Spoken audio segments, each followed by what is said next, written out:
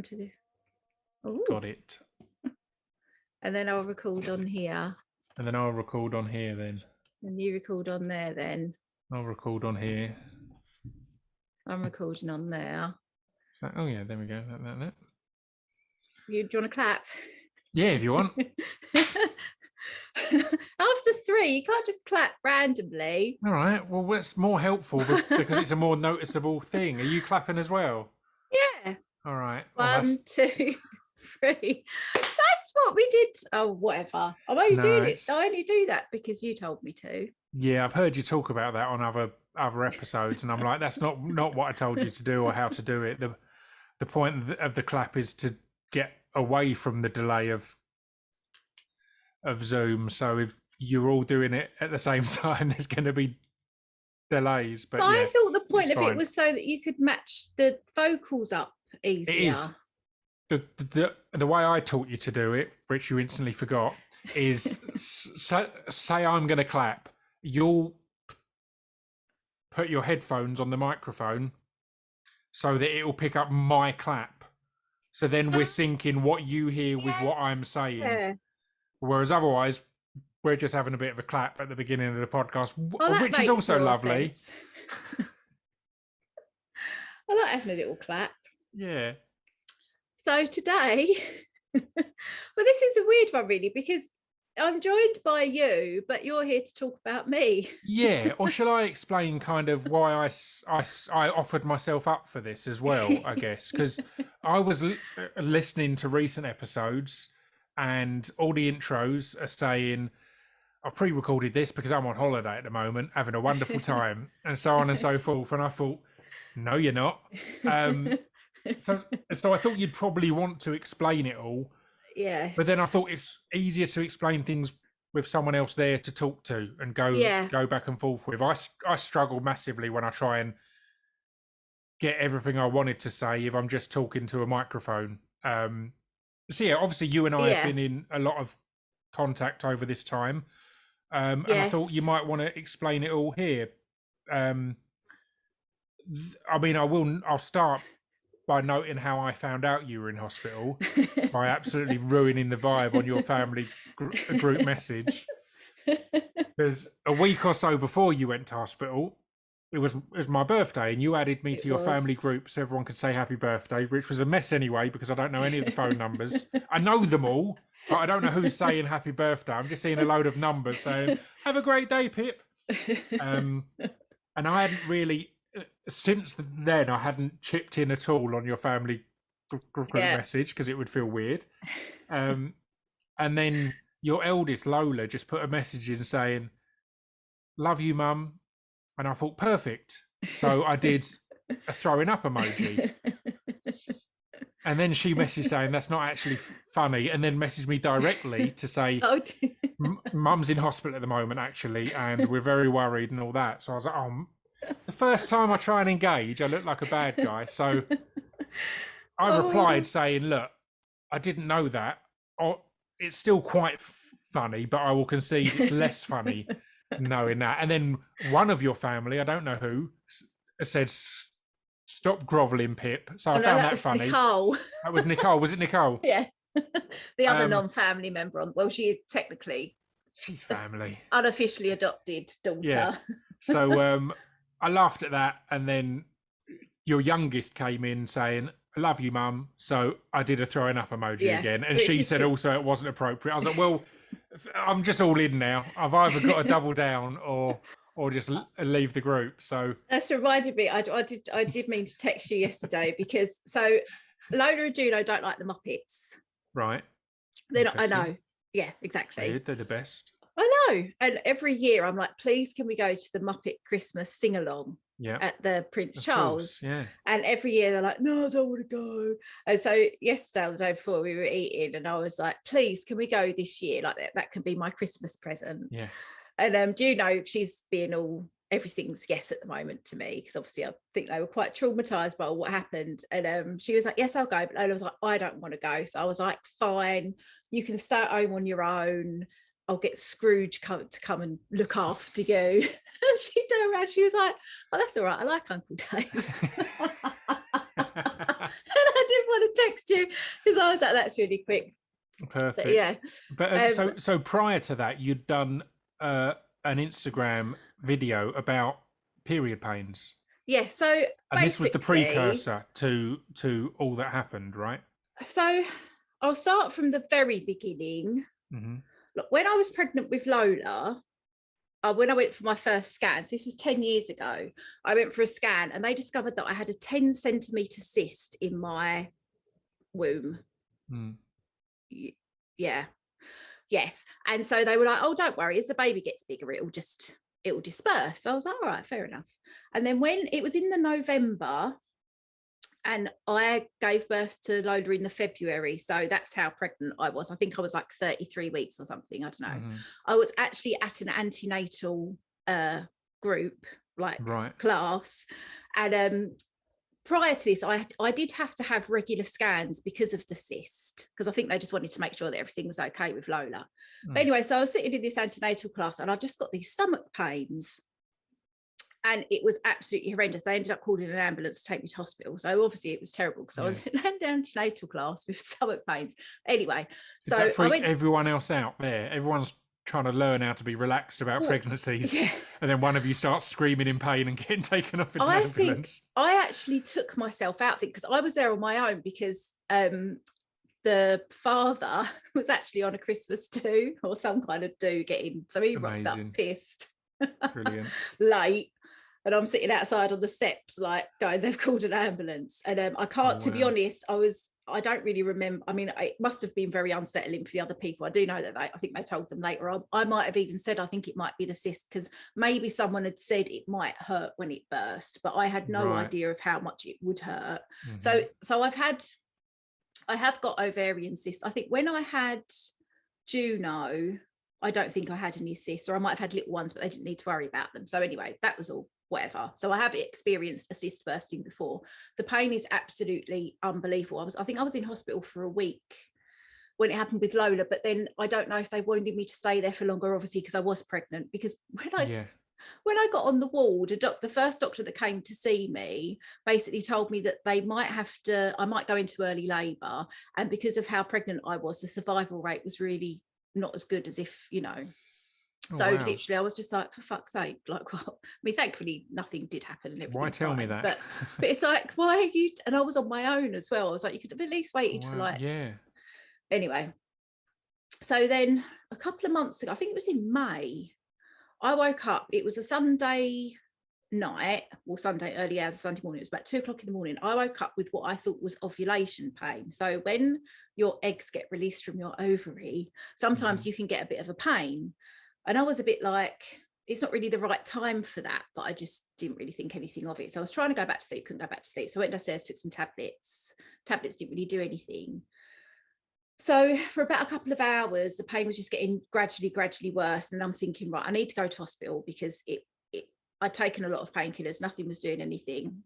And then I started worrying that maybe something was going on, because it wasn't the right side for appendicitis, but I know sometimes in very rare cases it can be the left side. And I just thought, well, I need to make sure that I'm okay. So I got a cab to A&E, and like I couldn't, at this point I was crying. It hurt so much. I couldn't sit down, I couldn't stand up. I was just in absolute agony.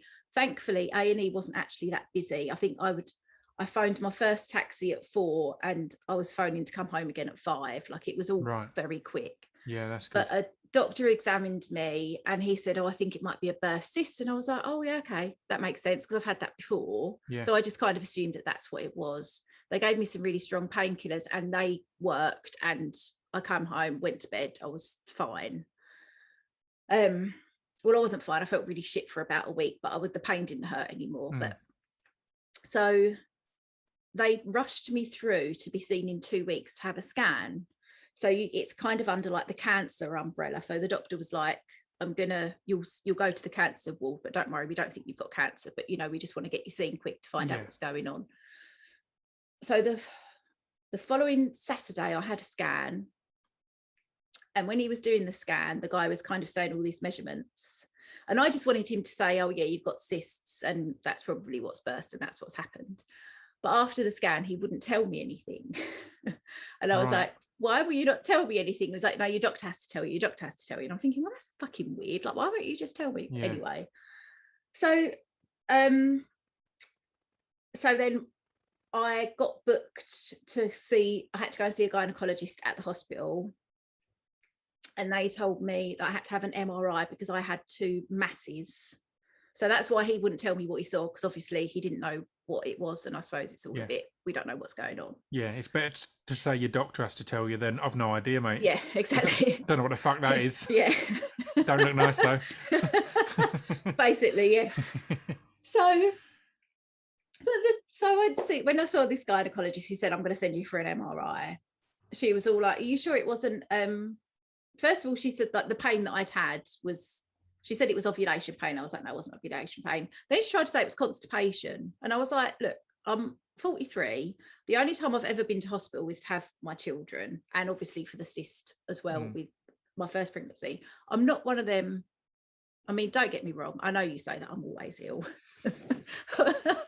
But no, it's your kids that are always ill. No, it's my kids that are always ill. But I'm not like, I don't just go to hospital all the time. I'm not, I know what pain is. Like, that wasn't constipation pain. That was something that's going on. Plus, I've already had burst cysts. Surely that would make sense that that's what the pain was. But she was just so dismissive. Have they said before what the cause of cysts is? Is it just something that you're genetically disposed to that could happen, or is there any? They told you anything else on that? No, it's because that's another thing is, so like when it happened with Lola, and I'm like, when I was pregnant and the cyst burst, I'm like, how can something bursting that isn't like obviously one of your organs or something that is a part of you, why does it hurt so much? Do you know what I mean? Like, I don't understand why that bursting would hurt so much, because I was like, well, how does the stuff all come out? And it just comes out through urine or whatever. And not to be too gross, like, but you know, like when you have a really painful spot or something, that hurts like hell. Like, it's sensitive to the touch, isn't it? It affects the skin around it. Yeah, but and then my guess is whatever's in the cyst isn't the nicest stuff. So having that inside you maybe. Yeah, but then I don't know. See, after all this other stuff's happened, I think that it's full of blood. I think the cyst is full of blood. Right. So, anyway. No one. At my most recent visit to the hospitals, I saw 5 different doctors over the 5 different days that I was in there, or no 6. And no one really tells you anything. The information that I've found out since has made a lot more sense to me from other women who've experienced it. But so many women that I know have gynecological issues with cysts and endometriosis. Like, it's amazing. I think it's probably just one of those things that happens. Right. But no one's told me. Because that's what I was like, can you tell me why this happens and what I need to do to stop it? Because if they were like, oh, you just need to eat this or take this drug or do this, and then that's fine, I'll do it. But it's like, they don't know. I think when it comes to women's problems in that area, no one really knows. I don't know if the research just isn't done because, I don't know, it's not fancy, is it? I don't know why no one fucking knows, but no one seems to know. So so anyway, so I had the MRI. On that scan, on the MRI, they found 2 They masses. I've got a 9 centimetre mass on my left ovary and a 5 centimetre mass on my right ovary, which they've said they think is endometriosis. And I have cysts as well. So they couldn't see. 5 and 9, is that the age difference between Lola and Juno? Did one of them leave one? Did they leave one each when they were in there? Yeah. But I'm like, they've been growing a centimetre. I was like, how the fuck is something that big in me? And I don't know, because I don't think my womb's that big. So it must just be full of shit, basically. Yeah. So then I had, after I haven't got cancer, so it's all wonderful. Like, that's brilliant. It's endometriosis and cysts. And so when I saw the gynecologist at the hospital after this, they basically said, if you don't have painful periods, which I don't, if it doesn't hurt when I'm having sex, which I have no idea anymore because it's been about 17 years. But no, but I don't think it does. And I don't have trouble like going to the toilet. So they were like, if people can have endometriosis and not know. So they don't do anything because for them to remove it, surgery apparently is complicated. That's all I hear is the word it's complicated. I don't know why it's so complicated, seeing as all the amazing things that they can do these days. I don't know why that's such a complicated thing but anyway, that's just what they say. It's complicated. Plus, I mean, I don't want to have surgery if I don't need to have surgery, because it's a big thing, isn't it? Of course. So basically they said that with the so endometriosis is so the gynecologist explained it to me. So it's when your blood, or like when the lining of your womb is being created. So when you have your period, when all that obviously comes out, all the blood comes out, rather than it coming out like that, it goes back up out of your ovaries. Right. So, and then it forms like masses on the outside. So in my head, it's like, Stranger Things, in the third one, when the monster was kind of getting all the people together and all the... Yeah, that's in my head. That's what it looks like. Right, I'd imagine that's accurate. So I was like, oh, okay, nice. So that's kind of how it explained it to me. So I was a bit like, all right, fine. But they were like, we won't do anything. If you're all right, we're not going to do anything. You need to go on the pill, because if you're going on the pill, you won't have periods. So then that will stop it growing. Right. So it's kind of every time, like a bit of... As gross as it all is, it's a bit leaking out and adding to it every time you have a period as such. So it's just going to keep... I mean, I don't know if it is every time or if it's just sometimes, or I don't know. But building up and adding to it though. So if I don't stop that. Yeah. So when my sister Sarah was about 27, she got diagnosed having endometriosis. Right. They say the best thing for it is to have a baby. Obviously, that's not happening for me, but she was put on the pill, and she just basically then didn't have a period from the age of 27 to I don't know when she come off it. She was in her 40s, I think. But in the past, I've never taken the pill because when I've tried to, it makes me a bit mental. Right. There's something I was going to say, does that not appeal? Because obviously having a period isn't the joy of life. Well, so if the solution is, number one, it's going to help this endometriosis, but also you don't have to have periods anymore. My friend who's going through the menopause, her consultant told her that it's actually better for women to bleed for as long as possible, because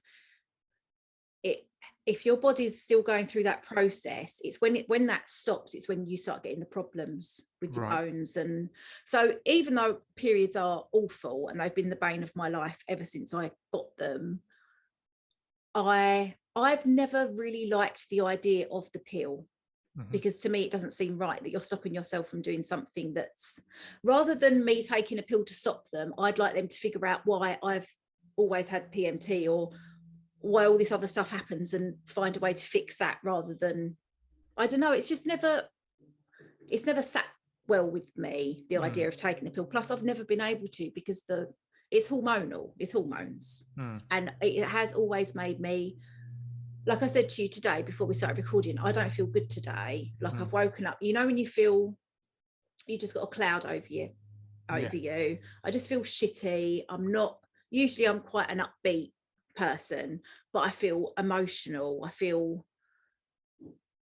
don't feel myself. But I don't know if that's because I've started taking the pill, or if it's a result of everything that I've been through for the last, it was 2 weeks ago today that it happened. So but yes, but anyway, it's a tough one with stuff like that, because it also can become psychosomatic or a self-fulfilling prophecy if you've got it into your head that when you're on the pill it has this effect. Because with any of these things, and you will have experienced this in all things, you've changed massively over your life, mentally, physically, all these kind of things. So it could be that the pill doesn't have that effect anymore Yes, on 100%, you and things like that. But yeah.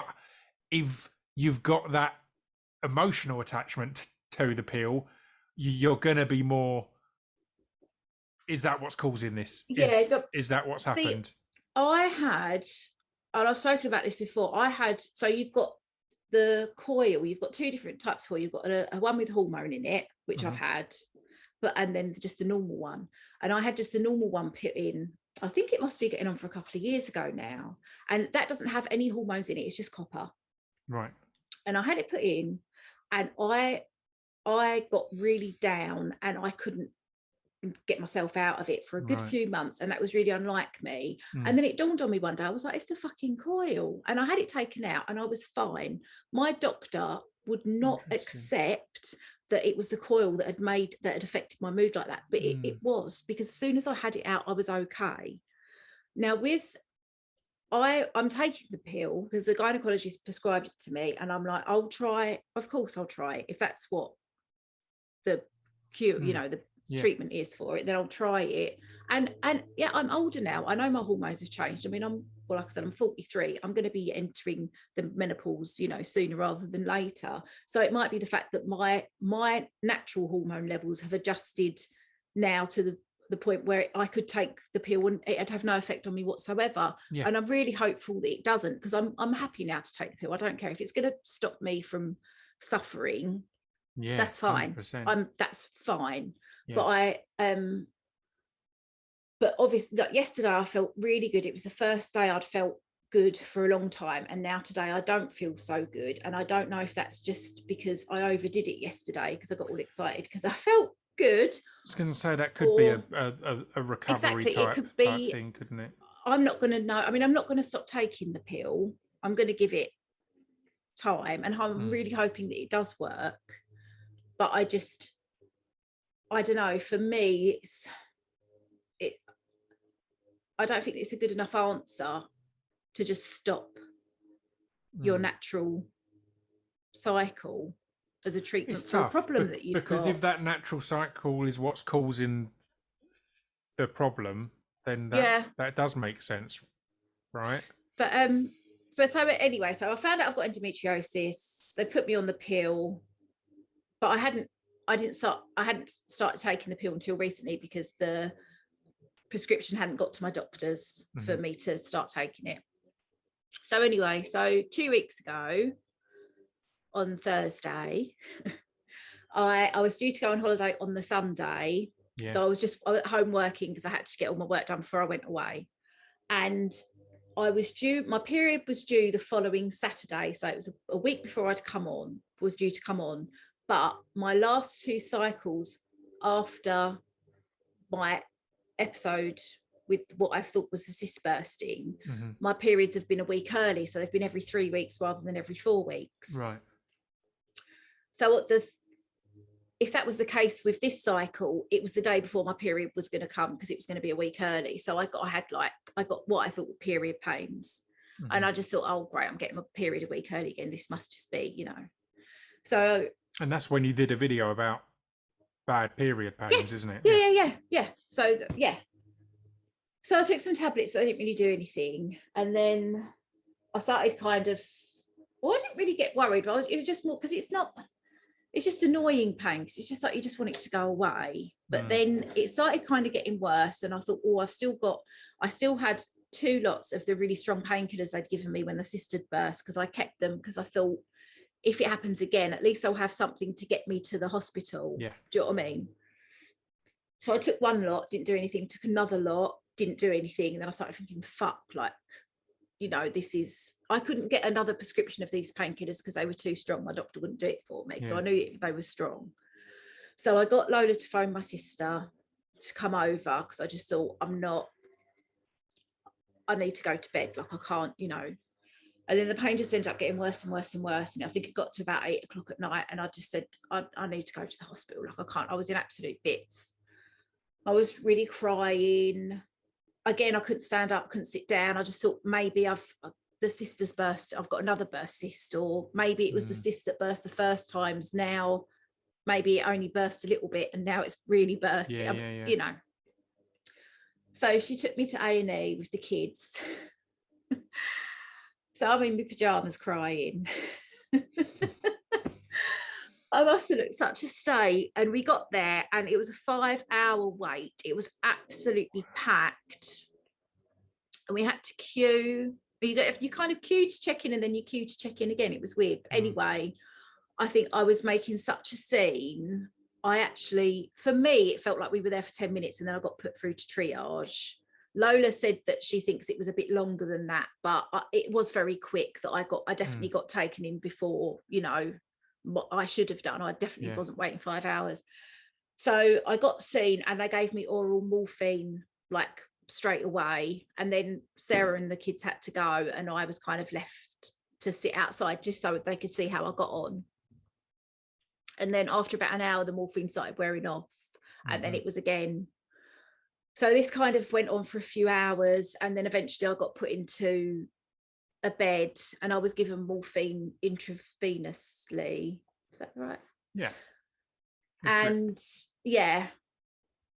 and then I got admitted and then I was in hospital I went in on the Thursday, I came home on the Tuesday and I was on oral morphine constantly until probably I think on the Monday, because I couldn't go home on morphine, like you can't take it home. Yeah. So I couldn't leave until the pain had kind of stopped. But I think on Monday, I think it was going longer without me having to have it. But I had a scan. So they scanned me to see what was going on, but I had to wait because you have to have a negative COVID test in order for you to get scanned. And for some reason, my test was coming back as pending. So it took a day for the test to come back. So then it was a Saturday and it's not full staff, is it? No. So the sonographer that was working on the Saturday couldn't do an internal scan. So I had to wait till the next day to get scanned. But I mean, that didn't really matter because I wasn't going anywhere. Yeah, but exactly. When they scanned me, everything was still the same size. So as I said, I saw a different doctor every day. There was a different doctor that came around, I know what it's like. That's fine. But the general consensus was that nobody knew and nobody knows what happened. They think either a cyst leaked into the endometriosis or the endometriosis leaked into a cyst. But because my stomach's, it's still swollen and very tender. But I suppose if I'm full of blood, then but yeah, so basically I don't know what happened to have made the pain that bad and for that to all have happened then. But on the Tuesday I was feeling, I got a fucking infection while I was in there. I just started, my temperature rose overnight, and so they put me on antibiotics because they were worried that I had COVID, but I didn't have COVID, thank God. And then I started being sick. I think I just picked up a sickness bug in there. So anyway, so I said to him, look, can you not just take it out? Like whatever's going on, like if it's the cysts, can you not just take the cysts out or take the endometriosis out? But the doctor that I spoke to was like, it's very complicated. It's not just easy, to take, I suppose, where there's cysts and endometriosis. But I was like, you can take the whole fucking thing out. Like, I don't need it anymore. I'm not having any more kids. That's what I was going to ask. If it's all repeatedly, Can't you just take it out? But they don't like doing that. I don't know why. They used to give hysterectomies all the time, I think. And I think it's probably a lot easier to do it now. I think they do it keyhole now. But anyway, but since coming out, I remembered that one of my friends had really terrible gynecological problems for years. And she's actually sent me the name of a consultant that I could get referred to. She saw him privately, but he is an NHS. And I actually spoke with my doctor this morning, and she's, doctors can't refer you anymore. They have to ask a question to the person that they want you to be referred to, and then it's up to them if they respond. My doctor said she thinks it's a delaying tactic because of COVID, because obviously they're so backed up now. It's kind of just... it makes it harder to... But anyway, I believe that's similar to A&E. I think the 5-hour wait is often let's weed out the people who need to be here and the people who are being dramatic. I think the few times I've been to A&E, it's been a 5-hour wait, and it's never been a 5-hour wait, but it's more a, do you need to be here, or is this something that can, which again is harsh, but it's also needed, sadly, because there was this people can bloke be there dramatic. though. He was like, basically his wife was having problems breathing, and he was there for a long time before they got seen. And I did feel for him, but anyway, so again, a delaying tactic on that to but she has been able to, they've got an endometriosis triage clinic at UCH, which I think is like King's Cross way, but anyway, so I'm hoping that I do actually get to go there, but I don't know how long that will take.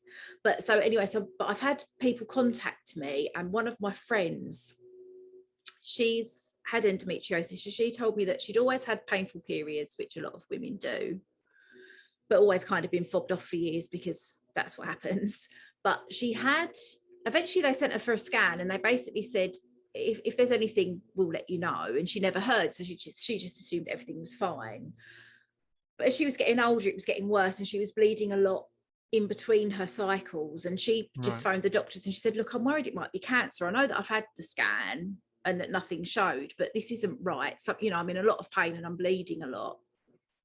They then discovered that the results of the scan had been lost. Like, they'd never got the results of the scan. So they sent her for another scan.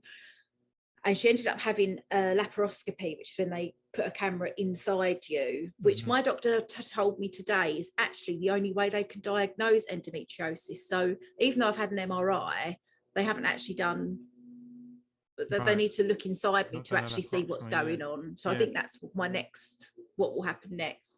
But they found that her endometriosis was so bad that her bladder was actually fusing to her womb, and everything was just because she was like, do you know what endometriosis is? And I was like, I think so. She's like, it's when the lining of your womb is outside of your womb, and then basically, and you can have it anywhere in your body. It's not just in that area. You can it can travel all round. And she said, so when you get your period, basically, if you're not pregnant, your body emits a hormone to say you're not pregnant, so just get rid of the lining of your womb, and that's when you bleed and have the period. So when your body emits that hormone, the endometriosis, wherever it is in your body, bleeds. So I was like, that's why I was in so much fucking pain then, because it was the day before I got my period, because I got my period like the next day. So maybe that was the endometriosis bleeding, and it was like that, and that's why it hurt so much for so long, because then it stopped when I stopped bleeding. So for me, that completely makes sense. I mean, I don't know if that is what happened. It might have been that I had another cyst and it burst. I mean, you know, the sentence I fear hearing the most on your podcast is, we're not doctors, but it's true here. And you should bear in mind, unless you cut it out, the confusion that we had over how to clap at the beginning of a recording should illustrate that we're not necessarily the experts on relaying information, but that seems like it makes sense, right? And again, the sad thing is, with a lack of concrete expert diagnosis, you are left to kind of go, here's what I think, here's what it feels like or seems like. When she said that to me, I was like, that makes sense to me. Like, why did none of the fucking doctors that I saw over the 6 days mention that? Or it's just, but the thing is, I know it's not their fault, because it's a time thing. I remember when I had all my face aids problems after I had Juno with all it turns out it's eczema, but the doctor that I saw at the hospital was just so dismissive and so like, it's eczema, there's nothing you can do, take the cream, that's it. I paid £200 to go and see a private doctor who took 10 minutes longer to basically tell me the exact same thing, but just because he just explained it a little bit more. I was like, oh, okay. Makes sense now. It's like, but I know it's not their fault, because they're overworked, understaffed, underfunded. It's a fucking nightmare. But I am a bit like, so I was supposed to go on holiday on the Sunday. My sister Sarah was coming with me. She moved in here and was me for a week. See, this is what I was going to ask, the boring part of how was the parenting in this period, because that's out of nowhere. You've gone to hospital, but still in some way in your mind you're going to have to be thinking of, what do I do with the kids? Who's doing this? So it was Sarah essentially, right? Sarah, thankfully for me. So I had my sister and my mum and dad as well. They came I think she was here on the Thursday, they came on the Saturday.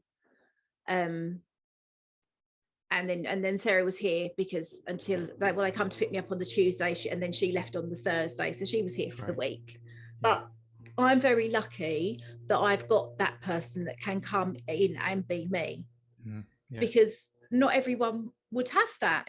And when I spoke to my doctor this morning, she's aware of my situation. I'm very lucky. She's very lovely and she's really good. But I was like, so now at the moment, I feel like I'm a time bomb, because I've got no idea what my problem is, why I was in hospital.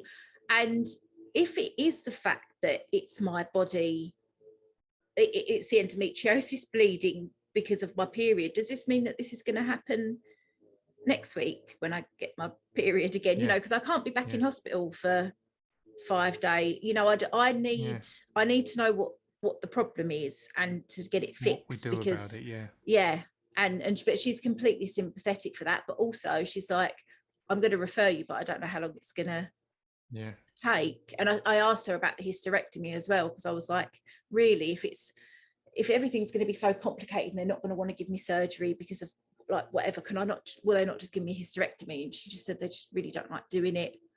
I think I'd have to go through all the other possibilities first, but which for me, surely that's just a complete waste of time and money. Like, how much would it have cost for me to be in hospital for 6 days as opposed to having one surgery?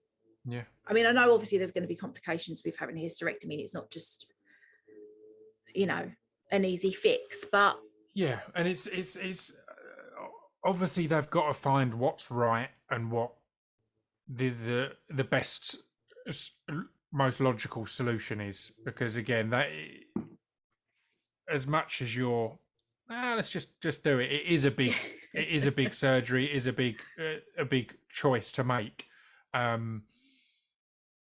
So I guess anything like that, they've got to go, let's figure out what we can. Again, if they're as clueless as you are at the moment, well, that might not be the solution. Like, you'd assume it is, but it might not be.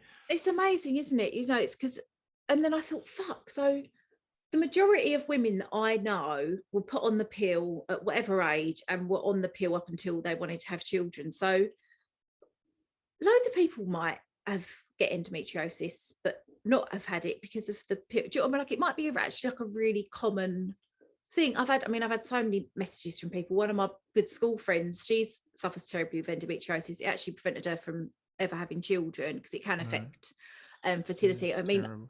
I know that I didn't have it until after I've had Juno, but that being said, I might have had it and then it might have gone, because it does disperse. I mean, who knows?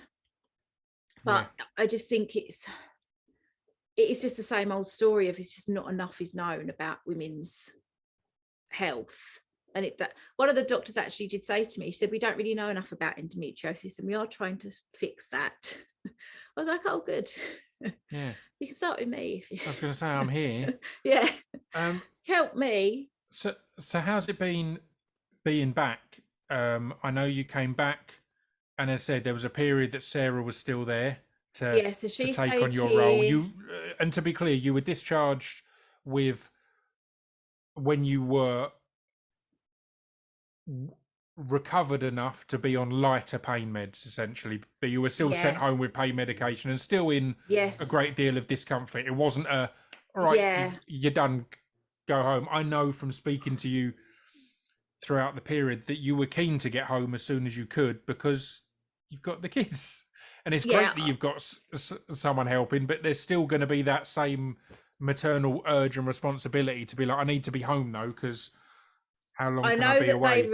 They were really worried, and that was very upsetting, because I suppose I know how I would have been if that had happened. I mean, I've touched wood, our health's good in our family. Like, my mum and dad have never really been in hospital. We've not some people, unfortunately, they seem really afflicted, don't they? Everyone always gets sick, but we're not. I mean, I know you take the piss out of me, but we're not, you know, on the whole. I take the piss because really I think the girls aren't really sick, and you just give them a day off school every time they go, you know what, I'm feeling a bit sick. Like, all right, yeah, of course you are. So again, it's exactly that. You've got really good health in your family, Yeah. despite what the girls say. So it's like that's not a. It was just, and I know that they were really worried. So Yeah. it was just, I wanted to be home for them. Mm-hmm. If they wanted to get me out of the hospital, I assume because they're tight on space. Yep. I completely understand Standard. that. And also because of COVID. Mm-hmm. And all the other, I mean, hospitals, it's not good to be in hospital, is it, at the moment? One of my friends died because he went to hospital and got sepsis. And, you know, it's not, I don't really want to be in hospital unless I have to be, but I definitely probably could have done with staying in for another couple of days, just because I wasn't really well enough to leave. I mean, I was asleep because it had been, for me, I wanted to be 24 hours without the morphine before I left, because I was petrified as well that if I came home, because that happened with Lola when again. I had the pain. I think it was a Thursday, and then I think they let me home on the Friday, and then in the middle of the night I was up again with the pain again, and then I had to go back in. So I didn't want to risk coming home and then just having that pain again, because it was like, when it started, you'd get like a little rumbling, and then literally within 5 minutes I was crying. Like it was absolutely, honestly, I can't tell you, it was horrendous. So I didn't feel confident. I needed 24 hours to be off of it, just to know that I was going to be all right, hopefully. So I definitely probably could have done with another day staying in there, just because, and also not doing anything. I mean, Sarah, like my sister, was here, so she was doing everything for anyway. You know, she left on Thursday, she left like kind of after dinner. And then I think on the Friday the girl's dad came and took them out, and I wasn't really eating anyway. And then my parents came here on the Saturday, so I've kind of had help, but I'm kind of up, and I don't really like sitting down not doing anything, you know, so I'm kind of up and about and pottering. And also it's no good, I mean, I literally slept for probably 5-6 days. So it's, and I don't care, like normally, and I know that's how I'm not well, because if the house is a mess, I don't care. Whereas normally if I'm all right, it's not a mess. It's a bit of a mess, but not loads. But it's I feel I'm sad because we missed a holiday. I'm not sad for myself because we missed a holiday, because I still don't feel that great, and I'm glad that I wasn't away when it happened. But I feel guilty for the kids because that was our holiday. My sister Sarah actually said to me that she's not angry with me or whatever, but she's just a bit disappointed because she really needed the break. But rather than having a break, she then moved in here and didn't sit down for a week, you know. So I was going to say, it's Sarah that's missed the holiday, really, because the kids had the change of Sarah's mum instead. So again, that's going to have been an adventure anyway, because they obviously love her dearly, and that would have been a nice and they've switch. But they've had a good time, because they've just eaten what they want, and you know, everyone's been worried about them, so they've been a bit spoiled. So and I know that they're okay. Like I did say to Lola, you've not been traumatized, have you? Because she's not normally that cuddly. Like Juno's still very cuddly, but Lola's, you know, she's too old for that now, but she's been a lot more affectionate. And I think it hit her more than it hit Juno in a way, but I suppose that's because she's a bit older and probably a bit more aware of, you know, understanding a bit stuff. More. But it's it's, I'm nervous because I don't know now what's going to happen next. I might never have this happen again for the rest of my life. Whatever happened might have happened, and then I might be fine, which, please God, I will be. But also it could happen again at any time, and it's just that uncertainty of, that's it. I think the key in these situations, to throw in a completely unexperienced perspective, but no, in these situations in general, is to persist with trying to get this referral, trying to get this, because the easy thing is we start to feel better, and gradually we go, forget it, it's all right, it doesn't matter, I don't know what it was, but I'm over it now. And it's as you've had it multiple times, it's like, right, no, it may never happen again. But if when you're feeling 100%, you're in a position to chase these things down more Yeah. and chase these answers, then you need to stick to that. Because again, I Yeah. think we do that all the time. We go, oh, I'm all right now though, and Yeah. life happens and gets in the way and so on and so forth. And it's like, well, no, at this stage it feels you need to know what the Oh, hell happened and I what need to what know. the solution is and what Yeah. the course of action, even not even the solution, Yeah. because the solution is to complete, is to a goal, but what the course of Yeah. action is to put you in the best position going forward. Well, that's what my doctor said to me today. She said she feels like something's not been right for a long time, but it's kind of, because it's not been too bad and I've been getting on with it, it's kind of been managed rather than resolved. And I'm like 100%, because I do, like, as I said, my health is good, but every now and then I always seem to get, if there's a cold going around, I get it. You know, I feel like my immune system's shit. Right. But maybe that's because of all these problems. You know, maybe it's all linked. But I did actually say that to the very first gynecologist I saw, because I said to her, look, I have been suffering, I've been getting more headaches from my periods recently. I've been just generally feeling a bit shit. Could that be linked? No, not at all. Nothing to do with it. But then I'm like, but it's about experience, because I know doctors, they learn what should happen, but it's the experience. If I know 100 women that have all experienced the same thing, you know, it's like, yeah. So we'll see. I mean, I'm hoping that this is, now I've found out what the problem is, and hopefully it can get resolved, and then it'll fix, you know, fix everything. But it's like, so Lola stayed with Sarah last night because they went out, and Juno, it was just me and Juno, so I was like, oh, you can sleep with me, but she kneed me in the stomach while she was asleep last night, and it's still really, really sore and tender. So when I spoke to my doctor today, I was like, I know you can't tell me, but like, how long am I going to feel like? I mean, it's been 2 weeks. I've got absolutely no idea at the moment. Like, I don't feel like, I reckon Monday I'll go back to the gym. Like, at the moment, I'm like, I don't know if I'm going to be going next week at all. Maybe not even the week after. I mean, I'm not be a focus for a long while anyway.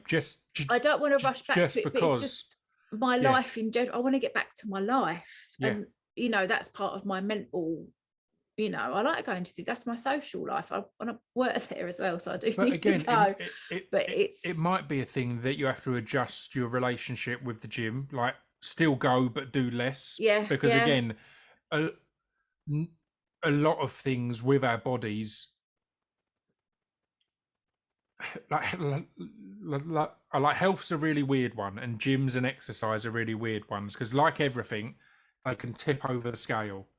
Like, I think everyone should, but I think it's good for everyone to be healthy, to care about fitness. But I also think there's a reason most of the world's strongest man contestants and bodybuilders and things like that all die in their 30s or 40s, because our bodies aren't. There's a certain point where you go, oh, that's not healthy anymore. Now you're exercising too much and not fueling your body enough, which might work great aesthetically, but maybe isn't giving you everything you need on the inside and things like that. So it may be a case of adjusting the balance there, but that's fine.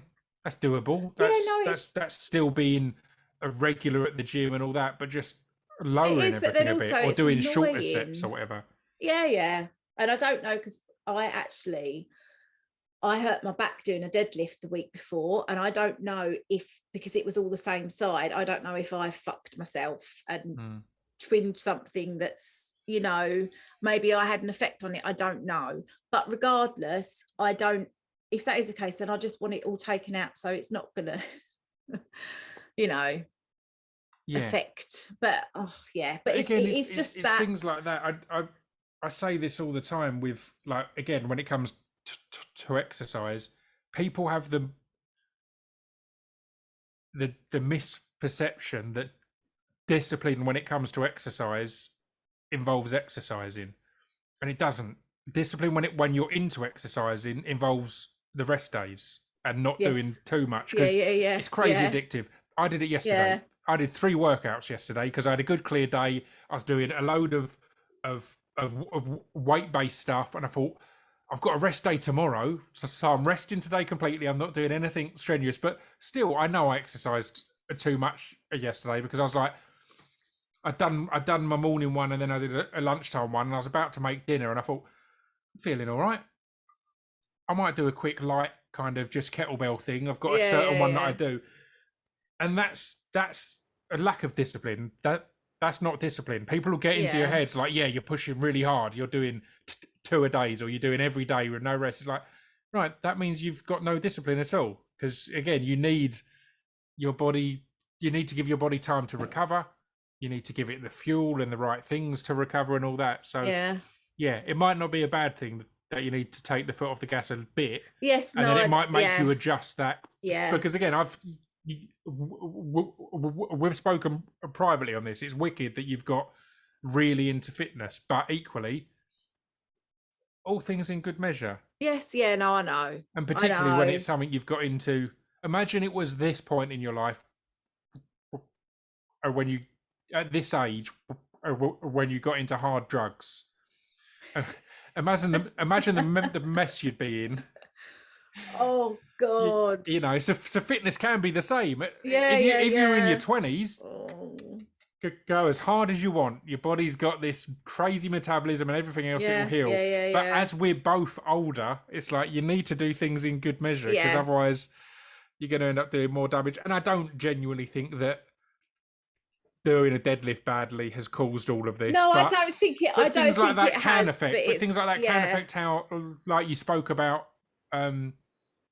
your immune system.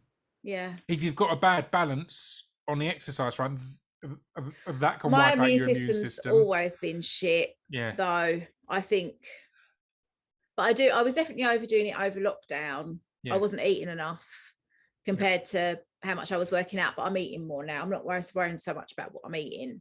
Yeah. And I definitely feel like better for that. But again, the illusion as well, as you've just subconsciously done there, is that eating healthier is eating less or anything like that. It's like, eating in general isn't about how much you're eating. It's about what you're eating. Like if you're eating good stuff, you should be eating loads of it. Whereas people tend to think, I'm eating healthy at the moment, so I'm only going to have a small portion of this and that. It's like, right, that's not good for you. Get loads of that healthy stuff in you, as much as you can get. But how are you feeling then? How was it when Sarah left and you were now back with the responsibility of mum, but without necessarily obviously not full recovery yet still? Yeah, I didn't really want her to go when she left. I didn't really feel ready for it, but I was fine. Mm-hmm. And I'm all right now. I mean, I feel guilty because I'm not doing anything with them. Yeah. And it's the summer holidays and I feel bad. They've literally just been on their iPads so Sarah took Lola out yesterday. She's got them now. They've gone out. Tomorrow they're doing something. Great. Then they're going with their dad on Sunday for a few days. And then we're supposed to be going down to see my other sister in Brighton on Thursday. Great. And staying there for a few days. So it's fine. Now it's fine. We're doing stuff. And I'm all right. I don't mind not doing anything. I mean, I'm working. I can work from my settee. So that's fine. I just feel bad on them that it's their summer and we've not really done anything. It's what it is, man. It's what it is. They're all right. We're still in the throes of a pandemic, so everyone's year or two is a mess. Yeah. You can't compare it to a normal summer anyway. Oh no, it's not the same. So the holiday that I cancelled, I did think, maybe we could go away like in October, like in the October half term. I thought, well, maybe I could treat him to go to Centre Parks. But then I thought, well, actually, I'm going to spend a fucking arm and a leg. And if there's all still restrictions on, that's going to be shit. Like my mate went and I think she could book 2 hours swimming for the whole time they were there. And it's like, that's the whole point of going to Centre Parks. Like you're just in the pool, isn't it? So I'm like, so I'm just like, you know what, actually, I'm going to stop worrying about it. The girls are fine. Completely. Like I said, they are. Yeah, of course they are. Quite happy just not doing much. It's just more it's the pressures that you put on yourself of, you know, we should be doing this, that and the other. And that's all nonsense. The comparison to what other people are doing or whatever else. It's like, nah, forget forget all of that. Number one, global pandemic. Number two, Yeah. absolute hospitalisation out of nowhere. Yeah. Yeah. You're doing fine. Yeah. You're But sitting up and talking. That's pretty good. They haven't got TVs in hospitals anymore. No. Did you know this? I didn't. No, not really. I No. didn't really But think I about don't them having TVs in the first place. But to be fair, when I was in with Lola, I didn't have a TV. There was a TV in the ward that I was in, but there wasn't like your own TV. I just remember like when going to see my granddad and that. I mean, obviously this would have been many years ago, but you had your own little TV, didn't you? That I completely wouldn't have assumed that people had their own TV in hospital. I wouldn't have known that was a. Maybe I was just. thing. Maybe it was just Basildon Hospital. I'm trying to think who I fancy. visited that had that. Maybe it was you on one of the pregnancies. But I remember visiting someone and being like, "Man, you've got a little touchscreen," kind of thing. Yeah, I don't think it was. I don't think I had that in Whitechapel. I don't know. That was grim. But yeah. So there we go. That kind of sums everything up, right? Thanks for talking to me about me. No, that's all right. It's been good to, as said, as much as I've been knowing what's going on. As said, there's also a not knowing what's going on, which I've now found out is because you've also not been knowing what's going on. No one fucking knows anything. So yeah, but I'll keep you posted. Yeah, indeed. Well, there we go. Thanks for chatting. Thanks for chatting. Bye. I'll press stop. Press stop then. Here we go. How are you? I'm good. I mean, you're still recording on Zoom, FYI. That's fine. In case you want to stop that. Can you cut it? Can I cut it? Shall I stop it? Yeah, you can press stop. Stop.